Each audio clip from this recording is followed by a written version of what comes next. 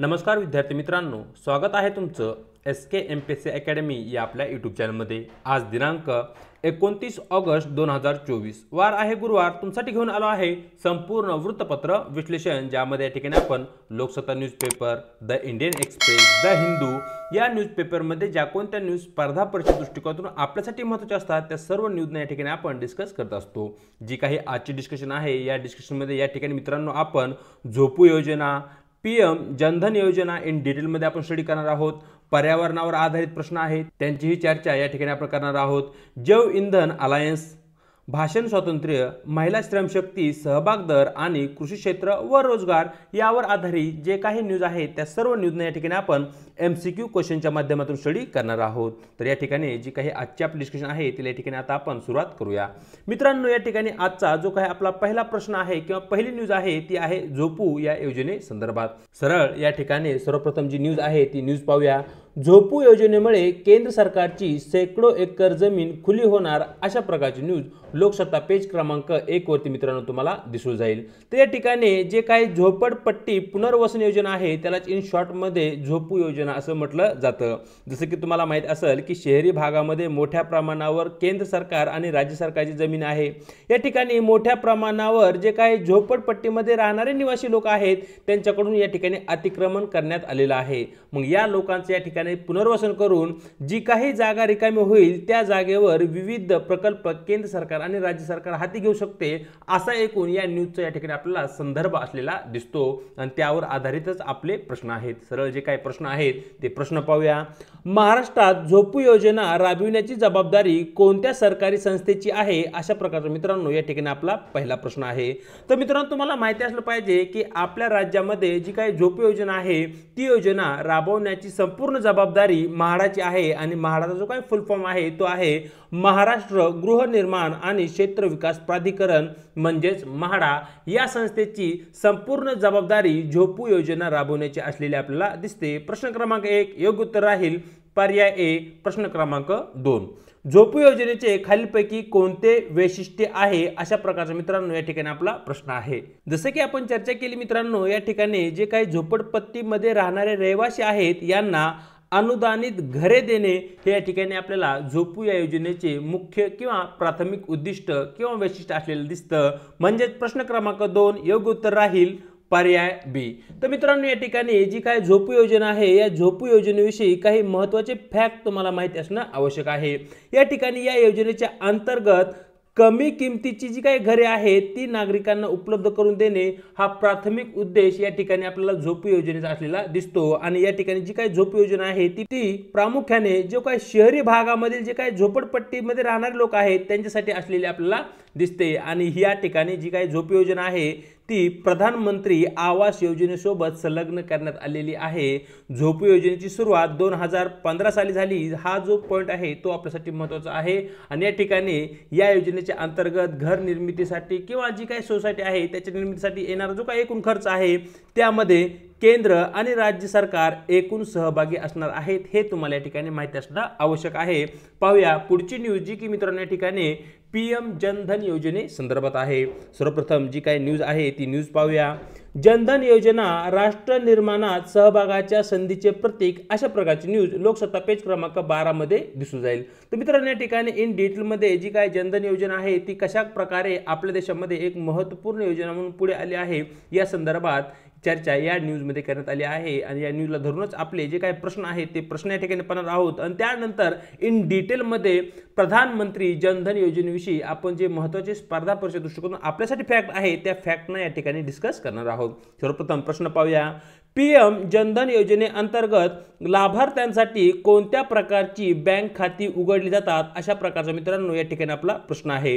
तर मित्रांनो, तुम्हाला माहिती असलं पाहिजे की जी काही प्रधानमंत्री जनधन योजना आहे या योजनेच्या अंतर्गत जे काही लाभार्थी आहेत त्यांच्यासाठी बचत बँक खाती या प्रकारातील जी काही खाती आहेत त्यांना उघडलं जातं। प्रश्न क्रमांक 3 योग्य उत्तर राहील पर्याय A। प्रश्न क्रमांक 4 खालीलपैकी कोणती सेवा प्रधानमंत्री जनधन योजनेअंतर्गत थेट दिली जात नाही, अशा प्रकारचा मित्रांनो या ठिकाणी आपला प्रश्न आहे। व्यवस्थित जर प्रश्न आपण रीड केला तर शेवटी या ठिकाणी दिली जात नाही असं विचारलं आहे।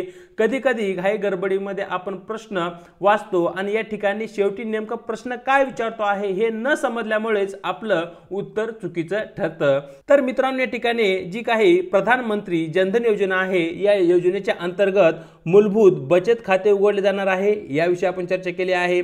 त्याचबरोबर या ठिकाणी रुपी डेबिट कार्ड ही या ठिकाणी लाभार्थ्यांना दिले जाणार आहे आणि या ठिकाणी जीवन विमा संरक्षण कवच ही या ठिकाणी या योजनेच्या अंतर्गत दिलं जाणार आहे। परंतु या योजनेच्या अंतर्गत पीक विमा या संदर्भात कसल्याही प्रकारची चर्चा करण्यात आलेली नाहीये आणि या ठिकाणी प्रश्न क्रमांक 4चं हेच आपलं योग्य उत्तर राहील।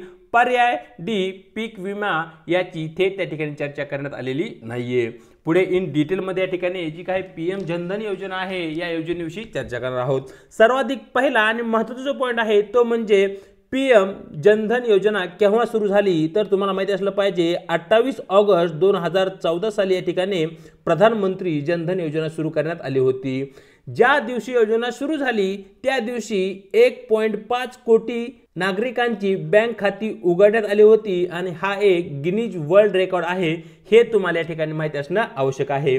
या योजनेचे जे काही उद्दिष्ट आहे त्या उद्दिष्टामध्ये या ठिकाणी जे काही बँकिंग सवयी आहे त्यामध्ये वाढ करणे, ग्राहकांना क्रेडिटची व्यवस्था करणे, त्याचबरोबर त्यांना विम्याचं संरक्षण देणे आणि जे काही निवृत्ती वेतनसह आहे अशा प्रकारच्या जे काही सेवा आहेत त्यांची त्या ठिकाणी पूर्तता करणे आणि याच्या माध्यमातून जी काही एकूण आर्थिक साक्षरता आहे, इकॉनॉमिकल लिटरसी आहे त्यामध्ये वाढ करणे आणि समाजामध्ये आर्थिक समावेशन करणे हा मुख्य उद्देश मित्रांनो या ठिकाणी प्रधानमंत्री जनधन योजनेचा असलेला दिसतो। या ठिकाणी जी काही खाती उघडली जाणार आहेत ती बचत खाते या प्रकारात असतील आणि या ठिकाणी शून्य शुल्कीवर या ठिकाणी खाते ओपन केले जाईल। म्हणजे या ठिकाणी जे काही खाते आहे ते खाते ओपन करताना तुम्हाला कसल्याही प्रकारचा पैसा किंवा अमाउंट त्या ठिकाणी भरण्याची गरज नाही। 0 रुपयावरही तुम्ही त्या ठिकाणी खाते बँकेमध्ये ओपन करू शकताय प्रधानमंत्री जनधन योजनेच्या अंतर्गत, हे तुम्हाला या ठिकाणी माहिती असणं आवश्यक आहे।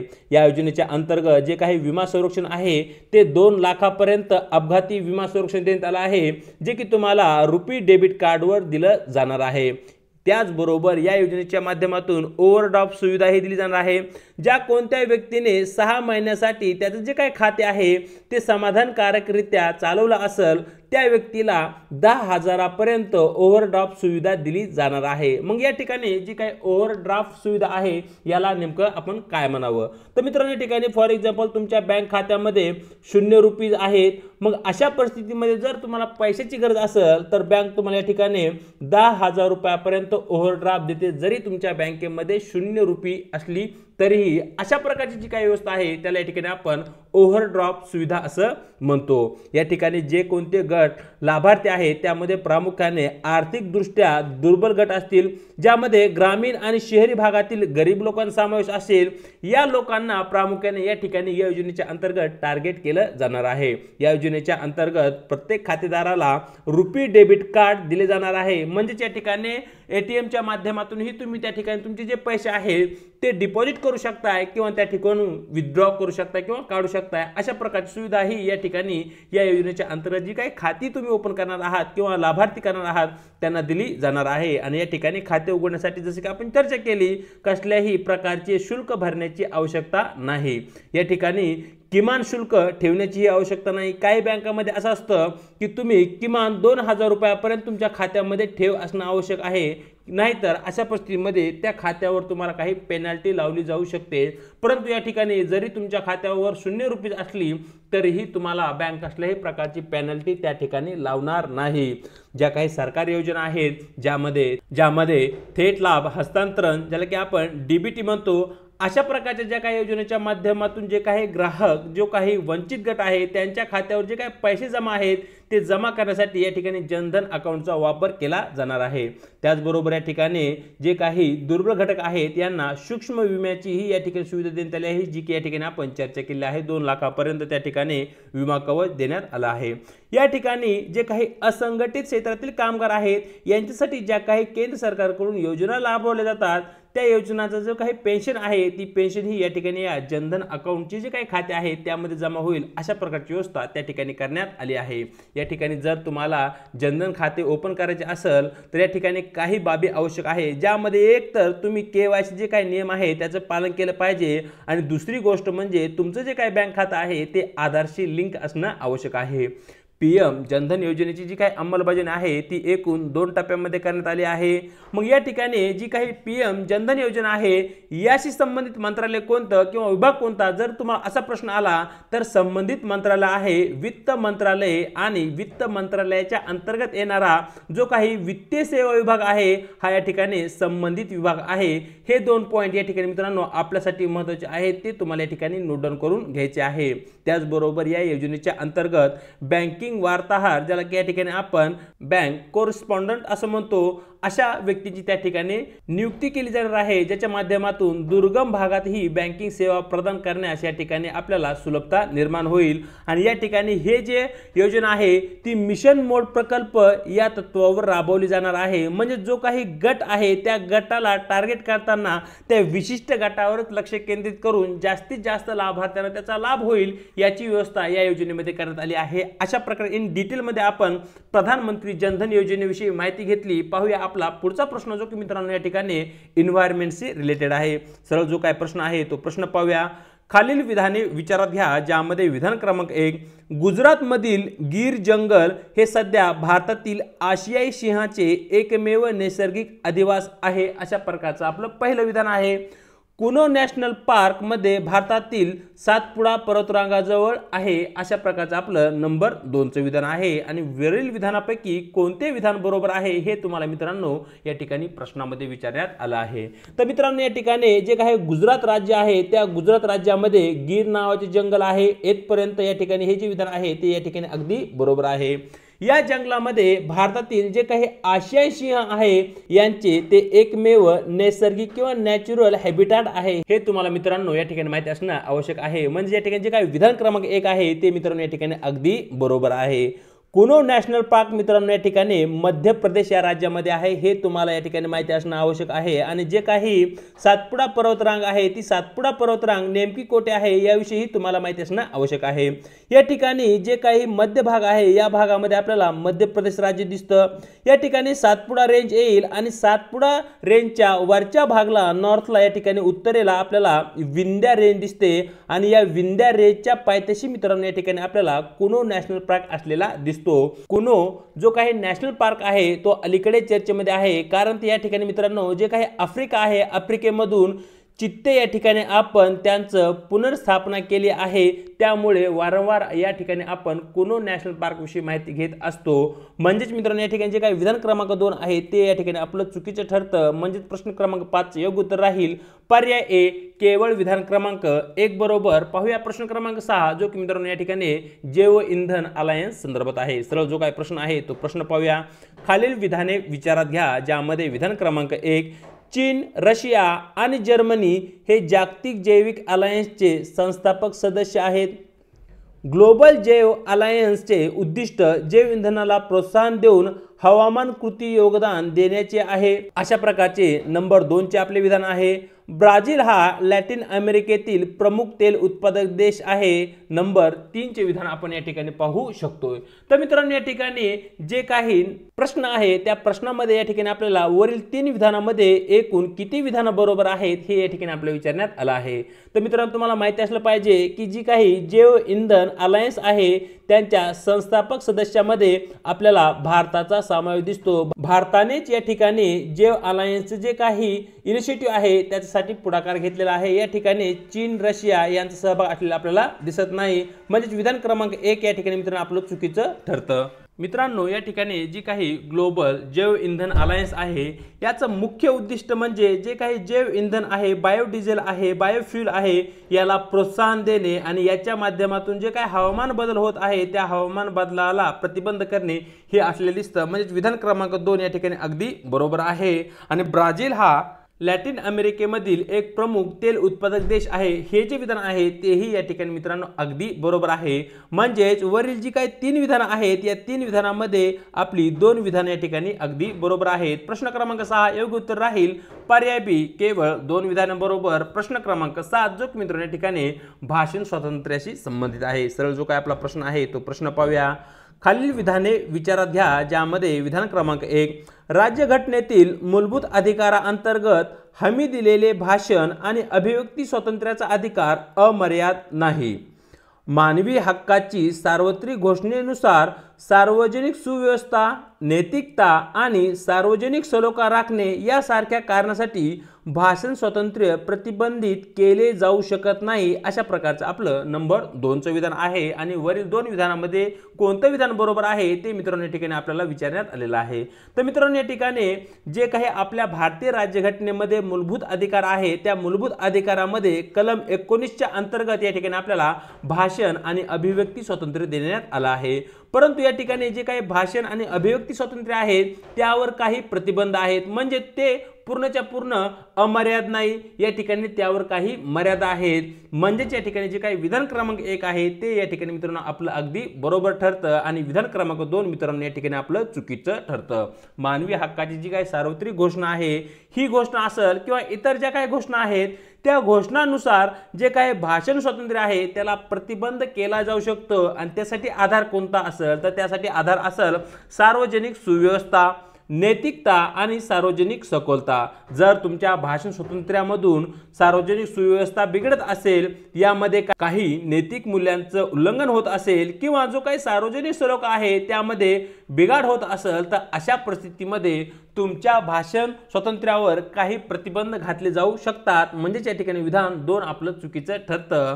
तर मित्रांनो या ठिकाणी प्रश्न क्रमांक 7 योग्य उत्तर राहील पर्याय ए केवळ विधान क्रमांक 1 बरोबर। पाहूया प्रश्न क्रमांक 8 जो की मित्रांनो या ठिकाणी महिला श्रमशक्ती सहभाग दरा संदर्भात आहे। सरळ जो काय आपला प्रश्न आहे तो प्रश्न पाहूया। खालील विधाने विचारात घ्या, ज्यामध्ये विधान क्रमांक 1 जागतिक सरासरीच्या तुलनेत भारताचा महिला श्रमशक्ती सहभाग दर कमी आहे।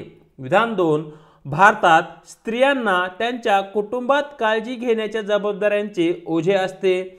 वरील विधानाच्या संदर्भात खालीलपैकी कोणता पर्याय बरोबर आहे असे या ठिकाणी आपल्याला प्रश्नामध्ये विचारण्यात आला आहे। मित्रांनो या ठिकाणी जर आपण भारतीय महिला आणि भारतीय पुरुष यांची जागतिक स्तरावर जर तुलना केली तर जागतिक सरासरीशी तुलना करतात भारतातील ज्या काही महिला आहेत यांचा श्रमशक्तीमध्ये असणारा जो काही सहभाग आहे तो कमी असलेला आपल्याला दिसतो। म्हणजे ज्या काही महिला आहेत त्या या ठिकाणी कामगार म्हणून किंवा जॉबसाठी घराच्या बाहेर खूप कमी प्रमाणात पडतात असं पहिल्या विधानामध्ये सांगण्यात आलं आहे आणि ते या ठिकाणी अगदी बरोबर आहे। याच्या मागचं मुख्य कारण म्हणजे काय तर या ठिकाणी जे काही आपलं कुटुंब आहे त्या आपल्या कुटुंबामधील ज्या काही स्त्रिया आहेत त्या काय करतात, आपल्या कुटुंबातील जे काही व्यक्ती आहेत त्यांच्या काळजीमध्ये ते मुख्य प्रमाणे त्या ठिकाणी अडकलेले असतात किंवा त्या ठिकाणी त्यांना त्यांच्या कुटुंबाची जबाबदारी आहे त्याचं जे काही ओझं आहे ते या ठिकाणी सांभाळावं लागतं। हे या ठिकाणी त्याच्या मागचं मुख्य कारण असलेलं आपल्याला दिसतं। यामुळेच मित्रांनो प्रश्न क्रमांक 8 चं आपलं योग्य उत्तर राहील पर्याय ए विधान 1 आणि विधान 2 दोन्ही बरोबर आहेत आणि विधान 2 हे विधान 1 चे योग्य स्पष्टीकरण आहे। पाहूया प्रश्न क्रमांक 9 जो की मित्रांनो या ठिकाणी कृषी क्षेत्र व रोजगार या संदर्भात आहे। सरळ जो काय प्रश्न आहे तो प्रश्न पाहूया। खालीलपैकी कोणते विधान बरोबर आहे, ज्यामध्ये विधान क्रमांक 1 भारतातील कृषी क्षेत्रातील रोजगार इतर वेगाने वाढणाऱ्या G20 उदयमुख बाजारपेठेच्या तुलनेत कमी आहे। विधान 2 कृषी क्षेत्रातील उत्पादकता वाढवण्यासाठी भारताला सेवा आणि उत्पादन क्षेत्रात अधिक रोजगार निर्माण करणे आवश्यक आहे। तर या ठिकाणी खालील कोड वापरून योग्य उत्तर निवडा अशा प्रकारचा आपला प्रश्न आहे। तर मित्रांनो या ठिकाणी जे काही G20 उदयमुख अर्थव्यवस्था आहेत किंवा बाजारपेठा आहेत या बाजारपेठेमध्ये भारताचा कृषी क्षेत्रातील जो काही रोजगाराचा दर आहे तो सर्वाधिक असलेला दिसतो। भारतीय लोकसंख्येच्या एकूण 42% लोकसंख्या ही कृषी क्षेत्रामध्ये रोजगारासाठी अवलंबून आहे, हे तुम्हाला या ठिकाणी माहिती असणं आवश्यक आहे। म्हणजे या ठिकाणी जे काही विधान क्रमांक 1 आहे ते मित्रांनो या ठिकाणी आपलं चुकीचं ठरतं आणि कृषी क्षेत्रामधील जी काही उत्पादकता आहे ती जर भारताला या ठिकाणी वाढवायची असेल तर या ठिकाणी भारताला जे काही सेवा क्षेत्र आणि उत्पादन क्षेत्र आहे या दोन क्षेत्रामध्ये अधिक रोजगार रोजगार निर्माण करावा लागेल, म्हणजेच या ठिकाणी कृषी क्षेत्रावर असणारी अवलंबित्व जे काही रोजगारासाठी लोकांचं आहे ते या ठिकाणी उत्पादन क्षेत्र आणि सेवा क्षेत्राकडे वळेल आणि उरलेली जी काही लोकसंख्या आहे ती कृषी क्षेत्रामध्ये पर्याप्त रोजगार उपलब्ध करेल। हे या ठिकाणी जे विधान 2 मध्ये सांगण्यात आलं आहे ते या ठिकाणी अगदी बरोबर आहे। परिणामी विधान क्रमांक 2 ही या ठिकाणी आपलं अगदी बरोबर ठरतं, म्हणजेच प्रश्न क्रमांक 2 चे योग्य उत्तर राहील पर्याय बी, केवळ विधान क्रमांक 2 बरोबर। पाहूया आजचा आपला शेवटचा प्रश्न, जो की मित्रांनो या ठिकाणी ओपेक कंट्रीज संदर्भात आहे। सरळ या ठिकाणी जो काय आपला प्रश्न आहे तो प्रश्न पाहूया।